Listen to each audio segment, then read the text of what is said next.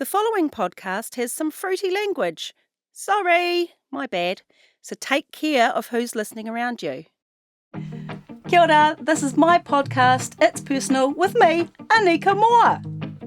I just felt so sorry for those guys. I mean, they had to come in and wear like a G-string situation and get into bed with me. I was topless. They were on either side of me. Could you see your bosoms? Yes! Oh my gosh!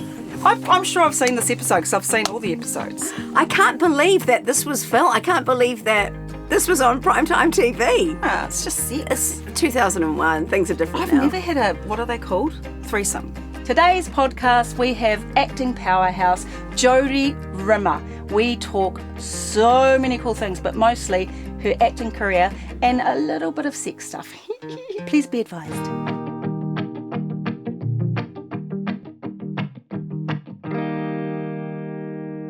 My first question to you is, you started acting from 10. What made you want to be an actor? I was in a sporty family, like 4 kids, and a mum and a dad, and everyone was really sporty, and people used to talk about rugby and netball at the dinner table. Boring. Yeah, so boring. And I was always into dancing and all of that sort of stuff. And then my best mate, Bridget, told me she'd been to this thing called a drama class. Yeah. And then she told me what she did in this drama class, and I was like, that sounds so cool. Yeah. And I begged my mum to go, and I went there, and it was like, you got to create and be other things, and all imagination stuff. And I was just like, this is the biz. Oh. Yeah, I just loved it. I literally fell in love with it. I just did. So that was your path? Yeah, that was my path. What was your first ever job as an actor?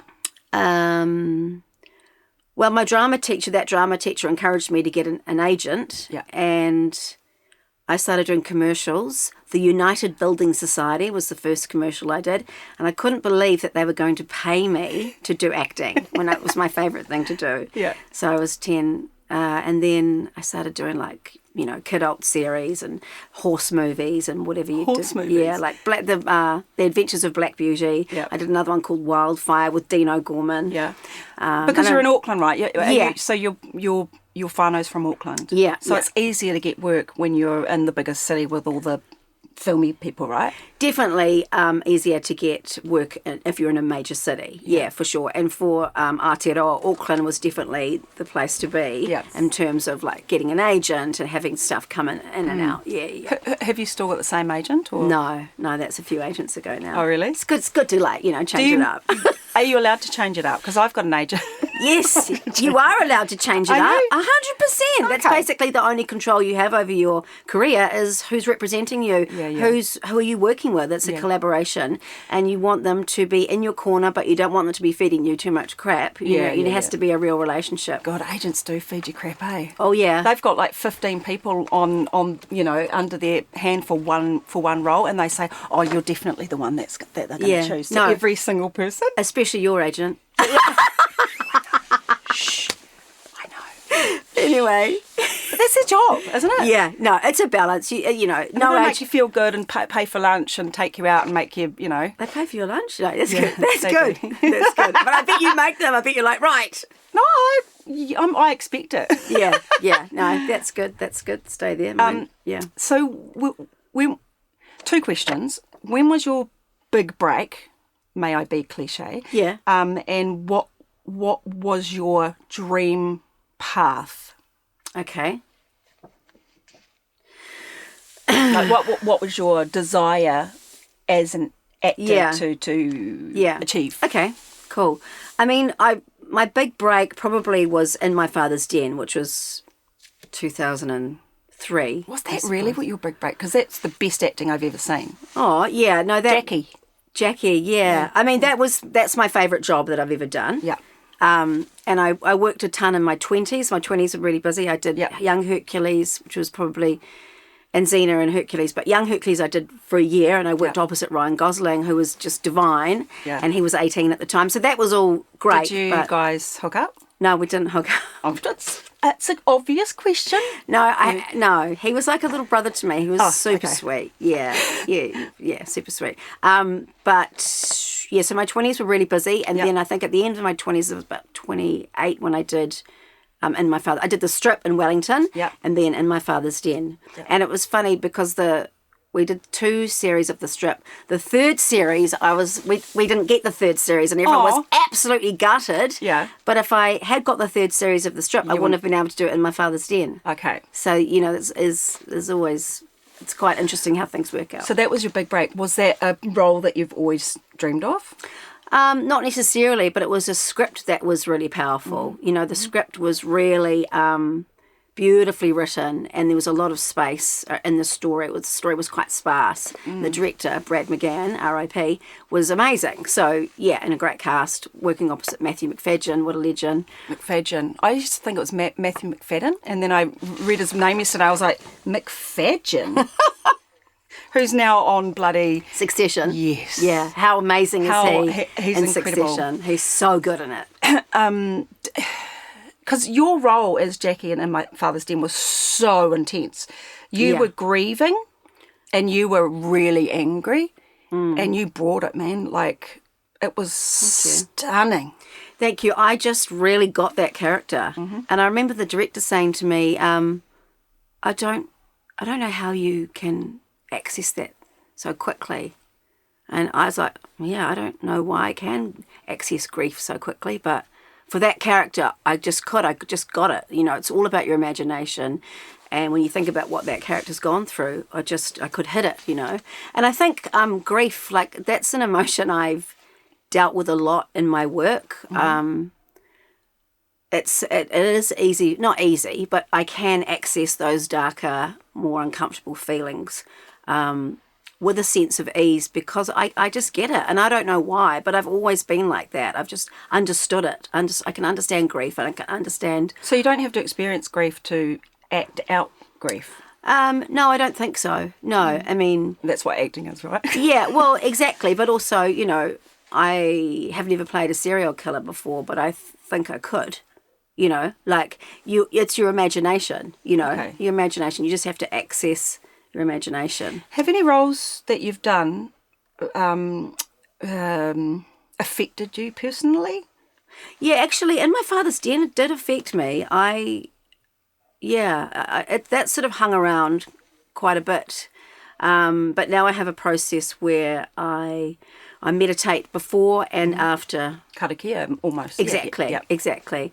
And if I'm not doing that, then I get very off kilter. So it's your safe thing to do to welcome it and then let it go, right? Exactly, yeah. So you bring the work in and then you let it go. And washing of the hands, Like on a urupa or when someone dies, you karakia through the house. Yeah. So I'm big on all that process stuff. Yeah. And I've learnt that. But probably the thing that I've really always wanted to do was a solo theatre show.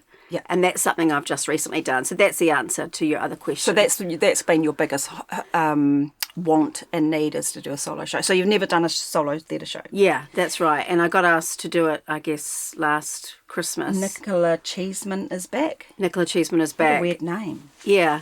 It's a good name because it's a comedy. So how did you get that role? Did you have to audition for it, or? No, they rang. Paul Giddens, the director, rang and asked how I felt about doing a solo show, and I said, I love that idea. I've always wanted to do one. He was like, most actors are terrified. I was like, nah, that sounds great.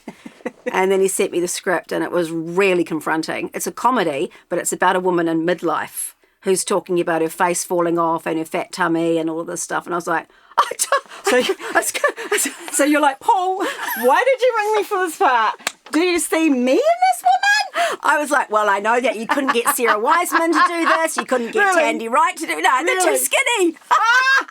Oh, truth. But that... No. I mean, yeah, I'm being silly, but I think that there's only a certain amount of women that could have played this role, Yeah. And this character is lamenting her life. She's... everyone says to me, was that character written for you? Because she's hilarious, like me. Yeah. And also she's trying to get her punk band back together. And so I got to, at the end of the show, play in a punk band. Cool. It was okay. so cool. So a lot of the notes were just there. A lot of the scenes I could relate to really easily. Well, my main question is, you had to learn 42 pages of script? I can't even learn a line. How the fuck do you learn all your lines? And along with learning your lines, you're going through menopause. Yes. Gives you foggy brain. Yes. Give me the... Well, babe, I've got to tell you that during this rehearsal process for this show where I had to learn 42 pages, actually it was 43. Okay. And play 10 different characters. Oh my God. I honestly thought I was going to have to fake my own death to get out of it. So you got COVID. I was thinking that too. I was like, maybe I could just get COVID and get it really badly and have to go to hospital. I just thought, why have I said yes? This is crazy. Why have I said yes? My brain is not... I'd like go reach for a line, go to say a line, and I'd be like, swimming. Where is the line? Would you eventually find it? Yeah, I'd be like, oh, there it is over there. And how do you do it? And I was terrified. But you did. But I hung in there, babe. I hung in. I was like, I can't pull out. Like, I thought about it. The writer would have an absolute heart attack. She's been trying to get this show up. Yeah. It's so important to her. Yeah. And if I pulled out, it would just be, I wouldn't be able to look find her in someone the else. face. I'd ask, oh, wait, they wouldn't find someone else because it was going to be on in 2 weeks' time. And Imagine having to stand in for a play that you had to learn all the lines with 10 characters for 2 weeks. I don't know who they would have got. Who would do that? Who could do that? Well, to learn all that in 2 weeks would be, I think, impossible. Did you, when you did your show, actually watch this show, so it's about a woman going through middle age, fat puku, saggy face. So Nicola Cheeseman is about a woman in midlife who's basically going, what the heck has happened to my life? She's what they call the sandwich generation, so sandwich between her elderly parents who need care and help and her teenagers, and she's going through a bad divorce with a munter husband who's hilarious. And do you play the husband? Yeah. Cool. Yeah. Can you play him now? Just a little bit of him? Sorry. Yeah, no, that's all right. Oh, geez, Nick. That's not what I meant at all. You always take me so wrong, Nick. Come on, I just want to be a good father. Good. Well done. I saw him. Munter. Okay, so Munter. Anyway, and she's basically just trying to recalibrate her life and going, what has happened to my life? I used to want to be I was in a punk band in my 20s and we had so much fun. Maybe I'll get my band back together and then I'll get myself back together. And she's on a journey of trying to find her old band members and bring them in. And they're, of course, doing their own thing. One of them's got heaps of kids. One of them's... But she does eventually pull the band back together. So and through that journey, she rediscovers herself, I guess. But yeah, it's and audiences loved it. They really loved it. So I'm pleased I hung in there because not long after I had that massive meltdown, and my kids saw me like crying, going, ah, It's good for them to see. They saw it. Oh, funny. And a couple of days later, it just started clicking. It really started clicking, and well, you accepted your fate. Yeah, you just had to do it. I had to do it, and I'm so proud of myself that I didn't flee the country or fake my own death. But yeah, so the result was we had a brilliant show. People loved it. We had great reviews. Yay. And people, what was cool was people felt really seen by the work. Anyone over 45, I reckon, just related to it. Because you do lose yourself. Yeah. Especially if you're a woman in the industry. Like, men seem to get away with it because they don't really have to stay home. A proportion of them. And then you do wake up one day and go, who am I? Yeah. Who am I? I found it really hard. My career was always really solid and, busy until I had kids, which was my mid-30s. And I took, probably 4 years out. I had 2 kids quite close together. And just getting back in after that at 38, 39, that's when things started to really go tumbleweeds. So that is a big thing that we have to deal with, and it's not like I can just say, I'm going on a sabbatical, and then go back to your work like a lot of people in corporate roles or whatever. But in the arts, there's very few jobs here. We're a tiny island at the end of the world, and our industry is small. But also, when you're out of the game, people tend to forget that you're in the game. No, right? totally. Like I can't believe that I never worked on any of those outrageous fortune shows, Outrageous Fortune and West Side was all around the time when I was just coming back from babies.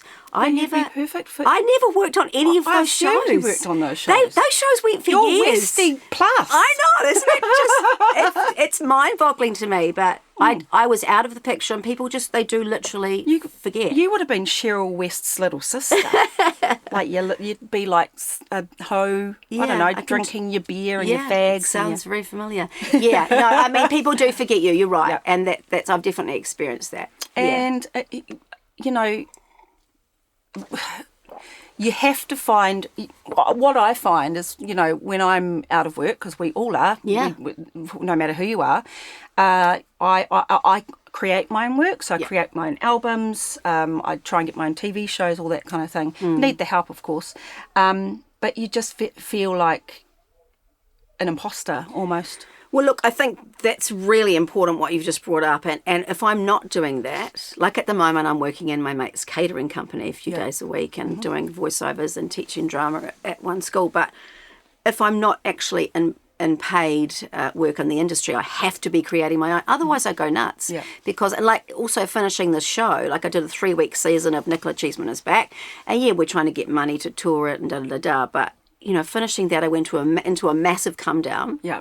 And if I'm not doing something creative, then I start to suffer. So for me, it's a whole combination of staying mentally fit, you know. I've got to take my antidepressants, I've got to be doing exercise, I've got to be nice to myself, and I've got to be doing something creative. So I'm often writing in the background. Yeah. I've got all sorts of ideas. At the moment, I'm trying to get something for my son and I up because he's started acting. Aww. Yeah, he's good actually, really good. So yeah, you just got to, otherwise, I mean that's what we're here for. And I remember Lucy Lawless said that to me many years ago when I worked with her. We became mates, and she said to me, if you're not actually in paid work, you still have to be working, you still have to be creating, because that's what we are. We're artists, you know. And also you can spend 9 months not working but working towards what you can work at. Yeah, that makes sense. Yeah, because also, you know, I think in this industry a lot of the time we can't, or we feel like we can't control what's happening, because especially with acting, if you don't get picked for the role, then you get, you know, but you've got to control something, so you can do that with your own writing and your own projects. Do you ever, excuse me, do you ever take it personally if you don't get picked for a role? Hell yes. Do you? Absolutely. Oh, yeah. I mean, okay. You know, tell me about that though. Well, technically you're not meant to, but like I just missed out on something recently for a new a local Kiwi film made by a filmmaker that I really respect, and I'm so devastated because I thought I'd be really right for the role. You know, this character is quite mongrel and quite real. She's just really real, and I didn't get chosen, and I'm just like, it just hurts so much. What happens when you see the person who? Well, I don't know who's got it. Well, you know, when you see it out in the movies, you'll be like, that bitch. No, I did message her. Oh, so you know the actor who got the role? No. Do you all talk? No, I messaged the filmmaker and we had a little chat about it, and that was good, but I don't know who got the role. Oh, okay. Yeah. How do you message a rejection? Why didn't you pick me? No, because I'm actually friends with the filmmaker, so we had a little cordial, and I felt better. But and she was very generous to talk to me about that, because usually you wouldn't be able to do that. You know, you can't message the director of something you don't get. But because we had a friendship, I felt like I could. When you did your play and you got rave reviews, you're on cloud 9, you're feeling the love, and then the come down, you say, you know, you're working on your mental well-being. But then you've also got, let's all throw in menopause. How does it feel being an actor going through menopause? Is it, you know, because you can't just go, I can't do it. I can't do today. Sorry, I'm actually fucked in the head. Yeah, and I'm sweating in all places, especially my vajayjay. You know, because I've had days where I've just been like whacked out, but you have to show up. Some days I haven't. Yeah, so that's how I felt during rehearsals. I felt like my brain was in a state of like just so full, and that I just needed to have a day where I just didn't go in. You know, I was really feeling the stress, and I didn't know if it was what it was, menopause, the show, like it was everything was happening. Yeah. And I thought in a normal job you could say, actually, I need to have a mental health day today. But when you've got a 4-week rehearsal period, you can't say, I need to have a mental health. There's just no time. Just be a mermaid and Make it up as you go.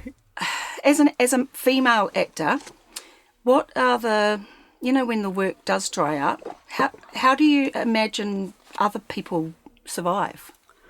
Well, I mean, in other countries in the world, they have royalties and they have, so we don't have that here. Okay. We don't have royalties. There's another word for it. What's the word?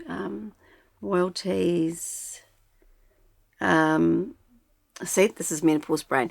There's another word for it, but it's basically royalties. So we don't have that here with our contracts. So like I've played in TV shows that have played around Europe, or I get fan letters from Germany, from Young Hercules, but in a normal country, you would get a little check for that, So we're really on the back foot here, and so that's why you see actors of all levels working in cafes or doing whatever, because we don't get that, and that's a major problem. Hopefully that's going to change, but we've been trying to change it for years. It's really wrong. Isn't that weird? Because musicians, like, we do Toy Time, which is a kids' TV show.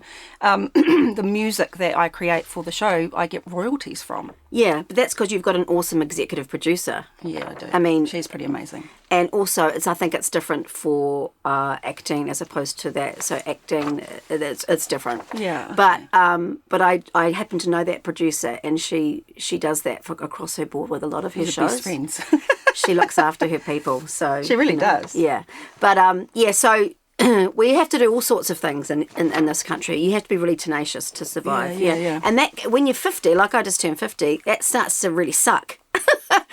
It does. Does it? Yeah, because like being 50 will suck not getting all the work that you want and need. No, I'm super happy to be 50. I feel better than I have in years. Actually, I feel great. But having to fill up your schedule with stuff that you wouldn't normally be that keen to work on. Like basically, I want to work with good people. So that's why I've got my job in my little catering company, because that's good people. Yeah. But it's not always easy to find those backup jobs. You know. Yeah. What's the worst role you've ever played? How long have you got? Can you think of any off the top of your head? Melody Rules. Oh, come on, it wasn't that bad. I watched it. No, the whole experience was traumatic, actually. Really? Yeah, it was really bad. Is that why it got a bad rap? Oh, there's a million reasons why it got a bad rap. That red-headed lady. Yeah, Belinda Todd. That's right. The presenter. Yeah. Is she cool? Yeah, she was cool, actually. She was really cool, and I enjoyed working with her. But no, probably just the trauma around that show of how hated we were, because I think we must have got a lot of money. We got a lot of money from NZ. You got a lot of bad reviews. And we got a lot of bad reviews. Because it wasn't funny. Yeah, it wasn't funny. But I'm not saying, that's not me saying it. That's what a majority of reviewers... I'm well aware. So that's probably the worst situation Situation, exactly. Yeah. And then I went to drama school in Australia. That was pretty tough as well. But anyway, Who's the most famous person you've ever worked with? Ryan Gosling? Oh, yeah, it would be definitely Ryan now. Matthew McFadden and Ryan Gosling. And I also loved Rhys Ifans, the Welsh actor. Rhys Ifans. Do you remember him? Yeah, from Notting Hill and the Undies. Yeah. I worked with him on the Peter Cook film that was shot here. Yeah. Played his wife. And he was divine. I had a massive crush on him. Ooh. Yeah, he was so nice. And we did a sex scene together. A scene together. Yeah. Don't give me that face. But after we did 2 takes, he was like, "Oh no, I can't do that anymore." Because he wanted to. Because he was getting. Oh, well, he can't help it. He is but a man with a penis. Yeah, exactly. Oh, were you like, yeah, I still got it. Speaking of still got it, I want to talk to you about dating. Oh yeah, in your 50s, because you're single and ready to mingle. Actually, I've just started dating someone. Ooh. Yeah, although I don't know how that's going. I'm not too sure. It's weird dating in your 50s. Why? Well, you just... I mean, I am actually a very secure person, but, you've launched into something else. You do feel vulnerable. Yeah. You're like, maybe could we turn the lights off? I mean... Oh, don't turn the lights off. Are you a turn the lights off person? No, I'm actually both. Put a bit of moonlight in there. Open the curtain a little bit. Yeah. No, I like to see. I need to see the eyes. Yeah. Well. No. Sometimes it's nice to have the light off when you're just tired. Yeah. No, I've actually been enjoying myself. I met someone through, at my local bar just after one of my shows. Ooh. Yeah. And, but I have to say it's quite trippy. It's really quite weird. So I don't know if we're the right fit, but we're sort of having a bit of a play around. Well, they're going to listen to this and go, oh, fuck you then. Oh, he? It is a he, actually. Have you been on dating apps? I went on a dating app for women once, yeah. What's it like? It's weird. It's weird, yeah. What was it called? Look how interested I am. I think it was Hinge, wasn't it? I can't remember. What's Hinge? No, it was Her. I think it was called Her. So it's a woman for woman dating app? Yeah. So you swing always? Yeah, I do. But this is a few years ago. I don't know if Her is still around. Anyway, so I just did it once and that was enough for me. What's your dating app photo? Is it realistic? I don't have a dating app photo. Oh, okay. Yeah. But it would be realistic because you're comfortable in yourself, right? Yeah. I mean, you're beautiful. I think you've got to be... You're absolutely stunning. I think you've got to be realistic in your photos. Yeah. But yeah, this is probably, I don't know. I'd just be like, do my publicity photo. Yeah. Or a picture of my dick. Or a fish. That's what they do on Grindr or something like that. I love it. So dating in your 50s, doable, cool, fun, freeing? Well, I've just been dating one person, so I feel like I'm quite limited in my experience. Oh. No, I mean... I am, and okay, let me just think of... It's fun. It's definitely fun. I've been having fun, but, it is pretty weird. It's scary to be vulnerable, If you start liking someone, and you're like, oh, I don't know if they like me as much as I like them, and I don't know. I just think you have to look after yourself across the board, Well, you also have to bloody look after yourself, if you know what I mean. Hey. Yeah. Because... you have days where you feel sexy and sexual, and then you have days where you feel frumpy and you can't see your vajayjay because you've got a big gunt. Yeah, yeah, exactly. So we all feel that. That's just really human. So whether if you're in a new relationship or not so new, you're still going to have those feelings. Yeah. Well, good luck for your new lover. We'll see how it goes. Yeah, we'll see. Yeah. Is he shorter or taller than you? Because you're quite short. He's taller. You're blushing. He's taller. Is he quite tall or just a little bit taller? He's quite tall. Oh. Anyway. Yeah. What do you think about the TV and movie industry in New Zealand at the moment? Just to digress back to that. Because I am interested in your thoughts because where is it? Yeah. It's pretty quiet. Everyone's struggling across the board. I mean, there's a couple of big new shows that have come in like Spartacus, but... I mean, that's obviously a clear type. They're going to be after young people who are hot, who wear G-strings. Not Nicola Cheeseman? Nicola Cheeseman? Nicola Cheeseman is not required. Oh, you could be an extra. No, I don't want to be I don't want to be an extra. I don't mind being an extra. Also, no, I don't want to work on Spartacus. Okay. That doesn't ring my bell at all. I'd rather be working in my catering company. What if they paid you $50,000 a week? Well, they're not going to do that, are they? Let's just say, what if they did? I'd be a camel for that. I'd be a camel for that as well. For sure. I would wear a G-string for $50,000. I would too. I'd be like, you do anything with me. I don't care. We don't need a intimacy coordinator. I'm here for it. Get it.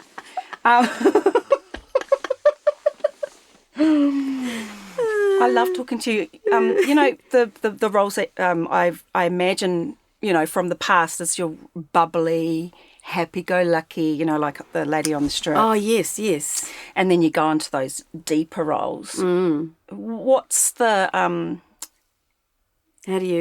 What's my question? What I want to say is, do people see you as your characters when they meet you? I think when I was filming the strip, definitely. Yeah, everyone was like, "Oh, it looks like you're having so much fun," and I was like, "Well, I mean, it looks like that because I'm acting like that, but actually, I had to do quite a few sex scenes and kissing scenes on that show as well, and they are not fun. They are never fun. They're super awkward. Are they? Yes, it's so awkward. I had to do one with. Oh, he doesn't like me talking about this. Jesse Mulligan. Oh, is Jesse Mulligan in this? Was he in the strip? Yes. Oh my gosh, I'm gonna look for it. So you had to pash up with tongue? I had to do a threesome. I can't. Why am I talking about this? No, because this is good because it's RNZ and I he's know, but RNZ. he'll die. I'm and so they'll sorry. do it as the ad, like it'll be the... Oh, no, I What can't. happened? Was he a good kisser? Look, I had to do a threesome scene with Jessie Mulligan and Ben Mitchell. You didn't say it was a threesome shit. Oh, my God. Ben Mitchell, Dr. Bloody Blah. TK. Yeah, and anyway, it was awkward as hell. And this was before there were intimacy coordinators. So I was like, okay, guys, so... Ben would have gone hard. Not hard. No, he would have been... You know what I mean. It was Ben's first acting job. So I was being really, really nice to him because I felt so sorry for him. This was his first acting job. And years later, I heard that Ben told people that I had a crush on him. And I was so pissed off because... I sure didn't, I can tell you that for free. Yep. And I mean, you know, obviously that's probably just his insecurities and stuff, but I was really pissed off. What was Jesse like? Jesse was lovely. He was so, so lovely. And I can't think of him sexually. I'm sorry, but it's Jesse Mulligan. I just felt so sorry for those guys. I mean, they had to come in and wear like a G-string situation and get into bed with me. I was topless. They were on either side of me. Could you see your bosoms? Yes! Oh my gosh! I'm sure I've seen this episode because I've seen all the episodes. I can't believe that this was filmed. I can't believe that this was on primetime TV. It's just sex. It's 2001. Things are different I've now. never had a, what are they called? Threesome. Right. I've only had one once. Just in the on the strip or in real life? In real life. I couldn't bear to be not the centre of attention. Were you the centre of attention in yours? No. Oh God. Were you just sitting on the bed? No. I mean, trying to get a kiss in, trying to get a boob in, and they're just like really into each other, and just I'm just gonna make a cup of tea. That sounds like a film that you've watched. No, I think it's a bit more organic than that. You know. How can it be organic with three people? Well, you just move around. It's a bit like a dance, but horizontally. God, I can't even handle one person, let alone two. There's enough body parts to have a go on something. This is turning into a really great interview. People are going to be listening to this going, Jodie Rimmer, eh? Threesome. Oh God, this won't be in, will it? Oh no, we'll pick all the naughty be in. bits. This will be good for your career. You'll be back there. Oh, she's into threesomes. It's right on Shortland Street. I've had one threesome in the last 30 years, Anika. Yeah. I'm not into threesomes. There's a difference. I've only had one-sims and two-sims. More one-sims than two-sims. I've had more one-sims than anything, and I'm a big fan. Same. Well, because you don't have to talk. I know, and what, you know? What am I saying? I love my partner. Anyway. Yeah, I know, but also you love masturbating, and it's important to have a relationship with yourself. I do. Yeah, same. You can't masturbate much with children. Well, wait, that sounds weird. As a mum, you have to make sure you've got your door shut. Yes. Because, you know, yeah, you don't want them hearing. No, boundaries.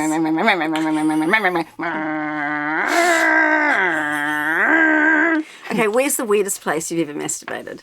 Oh, everywhere. On a boat.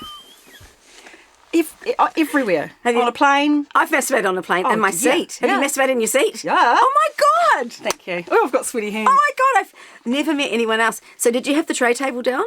Yeah, and a blanket. Yeah, awesome. I've also farted heaps on planes. So. I mean, that's easier to do though.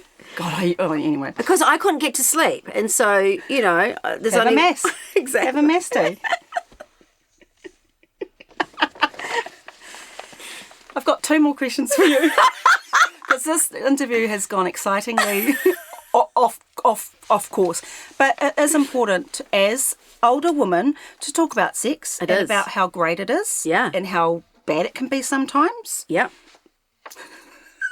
I've just been having some great sex lately. Good. Yeah. Good. Yeah, and I'm delighted. I mean, I'm 50. I'm going through menopause. I'm on the HRT patches. Yep. And I'm happy to report no problem there. Oh, great! Because no problem there. Yeah, I got no dry patches. Oh, great. I am fluid. Okay. I'm quite dry. Maybe I should go on the patches. Anyway. Yeah, I think you should. I know, but I don't know. I don't like doctors. I love the work they do, but I don't like doctors with my body. I don't know. I've got a weird thing about it. Yeah. And also, you're probably on quite a lot of meds anyway. Insulin, ADHD meds, and escitalopram, antidepressant. Yeah. So that's a lot. But I think for me, the patches give me more freedom. I'm able to control my moods more than... I know. Yeah. And also, they give you good skin. It's You do have good skin, actually. It's the patches. Okay. And also, might help me with the dryness. It does, eh? God, I rang my mum the other day and she couldn't stop talking about, because she's through menopause now. She couldn't stop talking about that. She's like, oh, thank God, it's back. I'm like, oh, Mum. She's like, oh, that's natural. Which it is.